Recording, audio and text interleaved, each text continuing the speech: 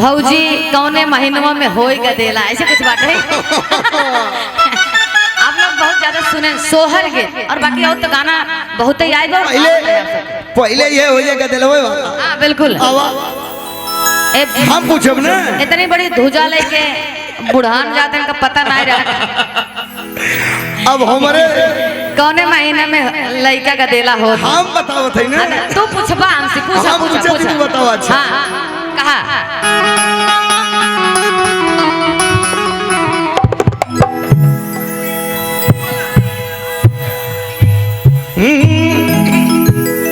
अरे कवने महीनवा भौजी कवने महीनवा। हाँ पूछो बताओ। अरे कवने महीनवा बतावा हमारी भौजी। अच्छा अरे गोदिया में खेलै ललनवा। अरे नवये महीना सुनाए मोरे देवरू। हाँ नवये अरे राजू ये नवये महीना के नाम ने सुग्गू रोवे लगा थे। सुग्गू ना सुग्गू चीकू दोनों जने रोवे।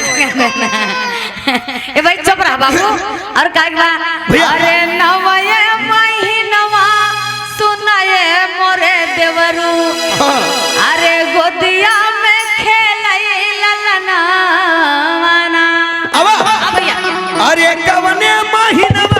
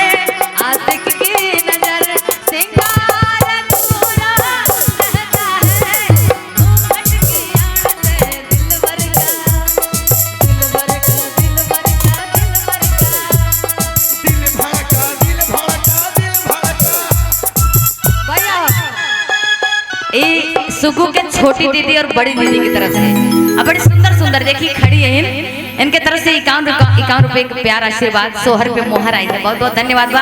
आगे कहे का फसाई दे फसाओ फसाओ फंस जाबू कोनो बात नहीं ना अब फसबू।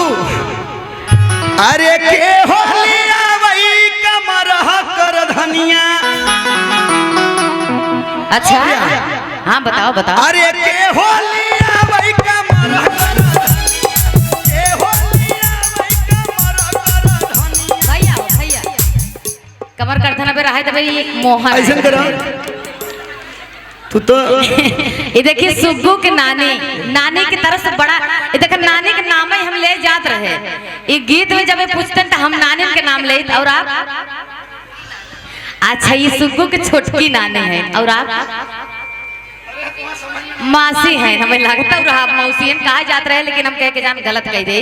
इस सब की तरफ से ढेर सारी न्यौछावरी आई है और आप मामी आप मासी अब आई एक बात कहा सुग्गू के नानी मासी मामी सब बड़ी सुंदर सुंदर है।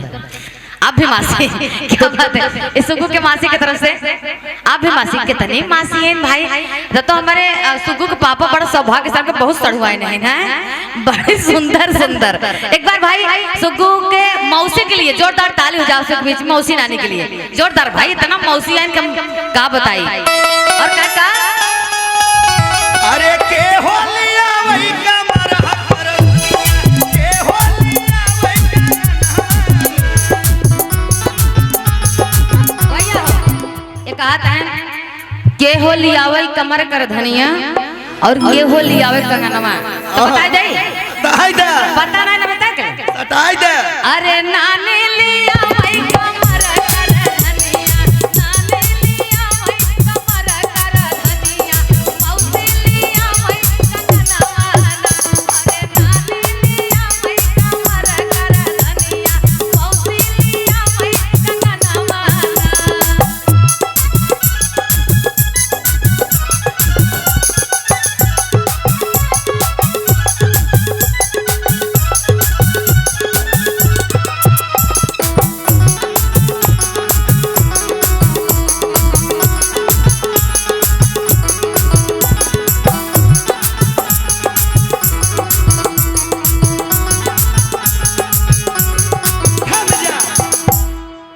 कुल तो गचा गच बतावत हो। अब आगे बताओ। अरे कवने हो दिनवा बताव मोरी गोरकऊ। इतनी आधी उम्र बीत गया तो इहे नहीं पता बा। बतावा ना। हाँ हाँ पूछा बता। अरे कवने हो दिनवा बताव मोरी भौजी। कवने हो दिनवा बताव मोरी भौजी। सोहर होला अंगनवा। अरे बरही के दिनवा सुना है मोरे देवारू। बरही के दिनवा सुना है मोरे देवारू। सोहरा होला अंगनवा। अरे बरही के दिनवा सुना है मोरे देवारू। सोहरा होला अंगनवा। भैया हो भैया, ये बड़ा भारी पुरस्कार आए बा, बोलब जरूरी बा। और ये हमारे हरिओम मिश्रा भैया सुल्तानपुर जिला से चल के आए हैं और बहुत प्यार आशीर्वाद स्नेह रहा था हमारे हरिओम भैया के। और साथ में हमारे जाते हैं का जाया जी ना भैया हम सब साथ में चले गए। और हरिओम भैया की तरफ से पूरा 500 रुपए का प्यार आशीर्वाद आए बा। और हरिओम भैया के बहुत बहुत धन्यवाद बा। और हमारे हरिओम भैया के चैनलों बा हरिओम मिश्रा के और उस सबके हर कलाकार के आगे बढ़ावे के काम करते हैं ढूंढ के करे अंदर कौन गुण बा हम अपने चैनल के माध्यम से उनको वायरल करी उनका सपोर्ट करी। तो भैया के बहुत बहुत धन्यवाद। और कहे बा अरे बरही के दिनवा सुनाए मोरे देवारू। बरही के दिनवा सुनाए मोरे देवारू। सोहरा होला अंगनवा।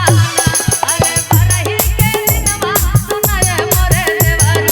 सोहरा होला अंगनवा। भैया हो भैया, छोटी सी गुड़िया परी जैसे एकदम। आंसी आपका अनाया बड़ा प्यारा प्यारा नाम बा। ये आंसी और अनाया की ताली चाहब आप सबके बीच में भैया। आप सबके बीच में ताली, जोरदार ताली। और दोनों गुड़िया बड़ी सुंदर सुंदर हैं, बहुत सुंदर सुंदर। इनके तरफ से ढेर सारी न्यौछावरी आई बा, बहुत बहुत धन्यवाद बा। और कहा था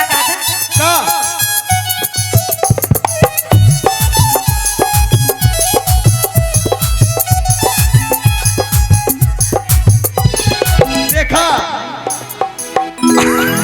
का कोई गाना हमारे लिखल हमें के नाम पता, लेकिन मामी हमारे तनी से सहयोग के लिए। अरे के हो झूला वैला लन के पालना। के हो लाना वै कजरवाना। अरे के हो झूला वैला लन के पालना।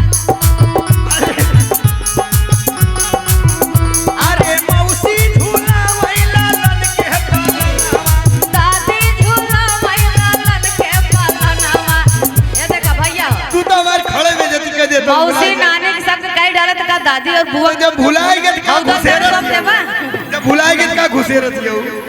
अरे दादी झूला वैला लन के पालनावा। दादी झूला वैला लन के पालनावा। बुआ लगा वै कजरवा। अरे दादी झूला वैला लन के पालनावा। बुआ लगा वै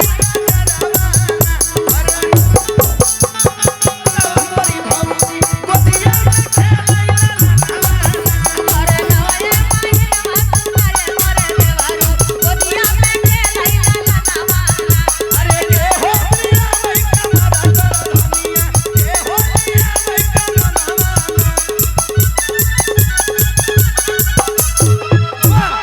देखा हमारे चाचा जी आ चुके हैं। अगर गीत अच्छा लगा हो तो एक बार ताली चाहब आप सबके बीच में, जोरदार ताली।